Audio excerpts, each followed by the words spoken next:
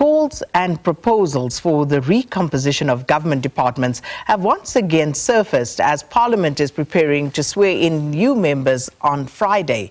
Now, in his State of the Nation address last year, President Cyril Ramaphosa announced plans to review and reconfigure the structure and size of government departments, as well as entities and programs over the next 3 years, a move that has seen some departments being merged. Now, currently, there are 30 ministers and 36 deputy ministers, with the president expected to announce a new cabinet after his inauguration. So to talk to us more about what the composition of the 7th administration will mean, we joined virtually by Mavuso Msimang, ANC veteran. Thanks so much. Always good to have you here on Morning Live, Mr. Msimang. Welcome to it.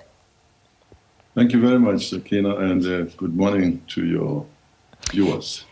And just before we look at the structure and composition of the 7th administration, the ANC is showing in the May 29 poll. Your thoughts on that? Because it wasn't too long ago that you expressed your unhappiness with your party.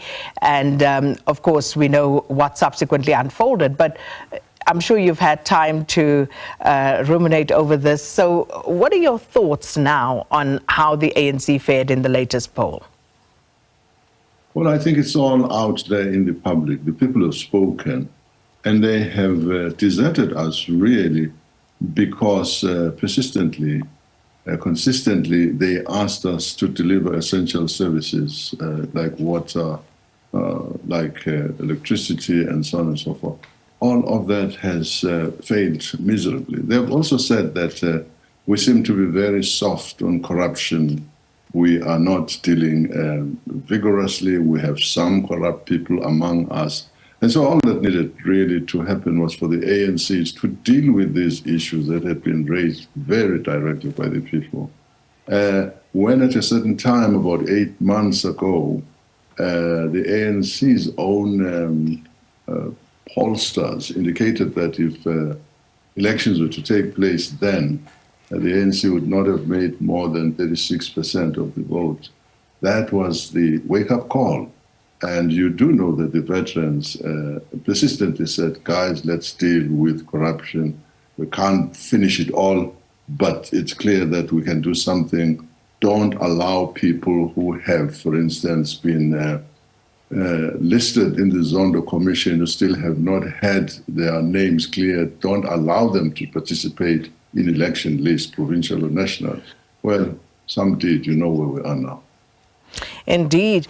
So if we look at where we are now, and we find ourselves at a place, some uncharted waters, so to speak, because for the first time it is not certainty that the president of the ANC will be the president of the country, depending on the sort of coalition talks that are happening and what is ultimately decided.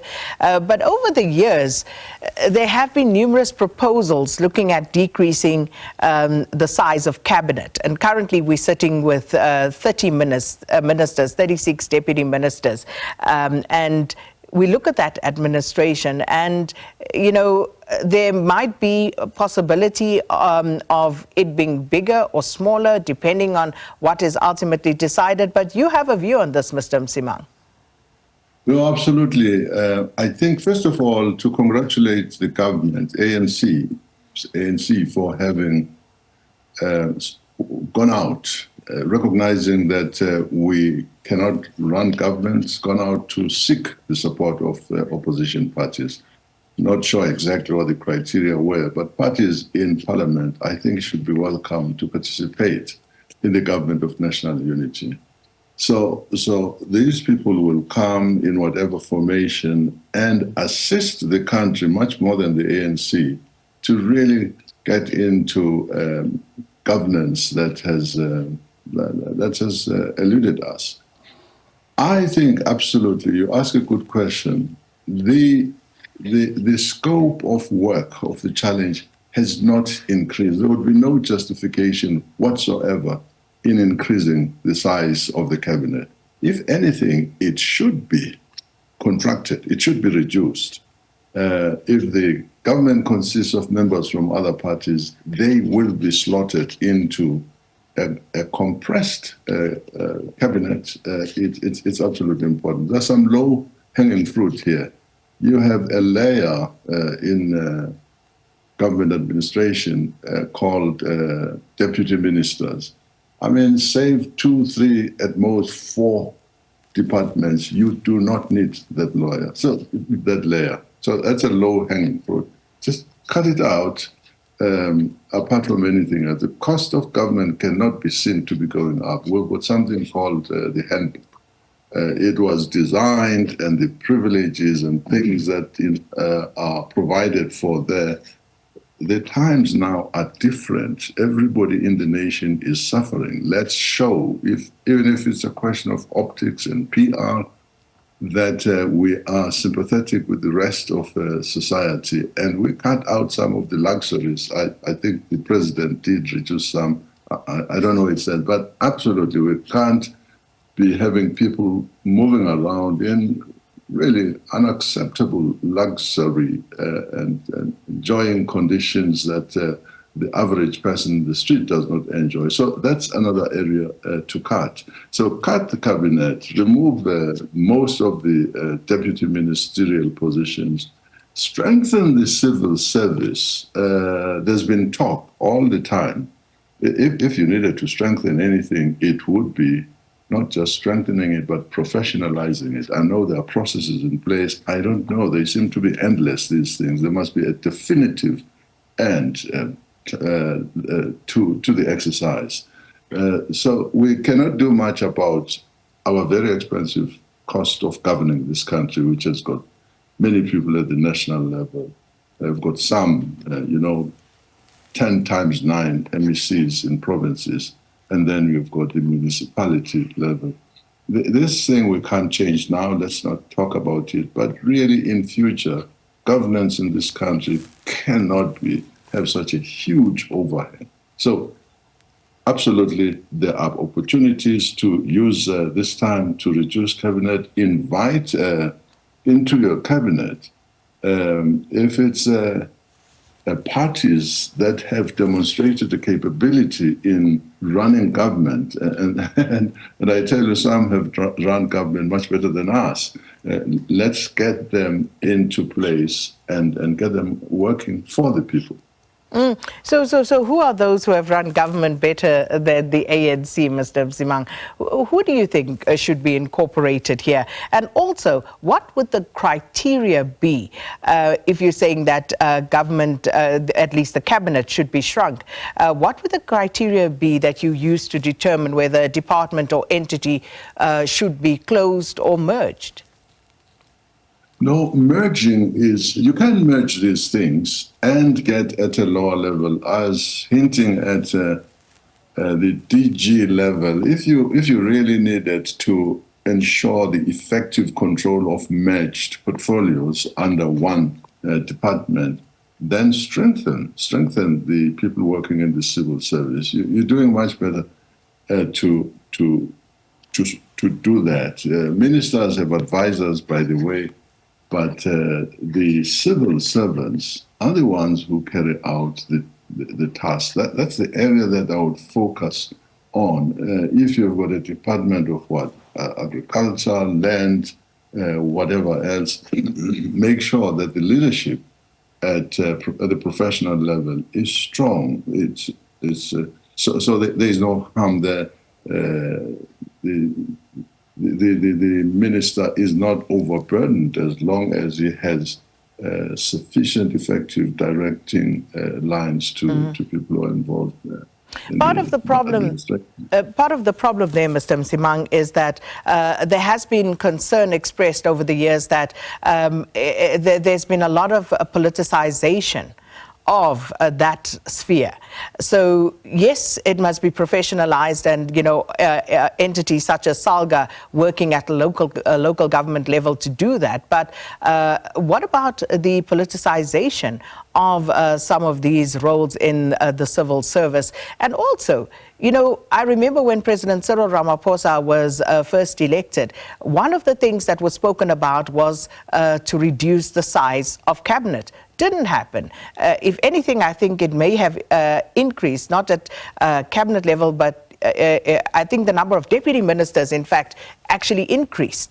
So why should we believe that it would happen now? What is different now that would create fertile ground to actually institute these type of changes if need be? Yeah, I don't think the government of national unity necessarily makes it easier. It will require a commitment from an ANC that has been bashed by the electorate to show that it has the interests of the people at heart. The cabinet, you have to compare the size of the South African government with the size of other governments bigger than us and look at how many ministers manage those structures. The cabinet can and should be, and it's up to the president, I suppose, and his committee.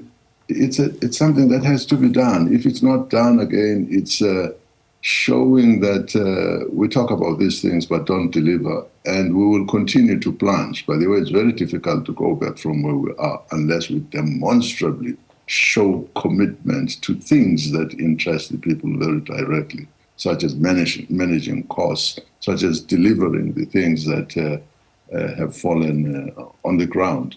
So I'm not sure that, I hope it does happen, but what I was just saying is that if you bring in to cabinet members from the coalition or from the national unity, that should not be used as an excuse either to retain the current level of cabinet or to increase it. It should shrink. I think people will not take kindly, really, if at the end of next week they don't see very direct, visible changes. If the ANC does not really show responsiveness to issues that have brought it to 40% from 2/3 at a certain time, then we really we're in for a hard time. So there's a lot of speculation, of course, yourself referring to a government of national unity, perhaps being in the offing, Mr. Msimang. Is that where we are leaning towards from your vantage point? Because at this point, there doesn't seem to be any clear indication as to how the next government, the seventh administration, will be composed. I don't know how else you would get people to assist you out of your current problems without getting them as close as possible to governance. I have heard of a minority government where the ANC runs government by itself and others take responsibility. I think at the time that was a proposal by the DA that they be given the opportunity to make sure that government is accountable, working out of parliament, and so on. I really don't want to express personal preferences, but in the government of national unity, not in the scenario where you're talking about a coalition with one party or two, but where you are dealing with national unity, you're asking people to come forward, support your budget. You're asking them to not engage in needless votes of no confidence, because if they didn't do that, you wouldn't really be able to govern. It would be a mess. We've seen that in Europe and other countries. So I really assume that in cabinet, there will be members from other parties. How it's going to be structured, I do not know. I can tell you one becomes very unpopular when we talk about. There is a province that quite clearly is doing much better than government, much better than other provinces. If there's something to pick up from them, people seem to be. Mr. Msimang, I'm so sorry, but we are out of time. But there will be more opportunity, no doubt, but something to ponder. And thanks so much for raising that with us, Mavuso Msimang, ANC veteran, talking to us about proposals to reconfigure the size of the next cabinet.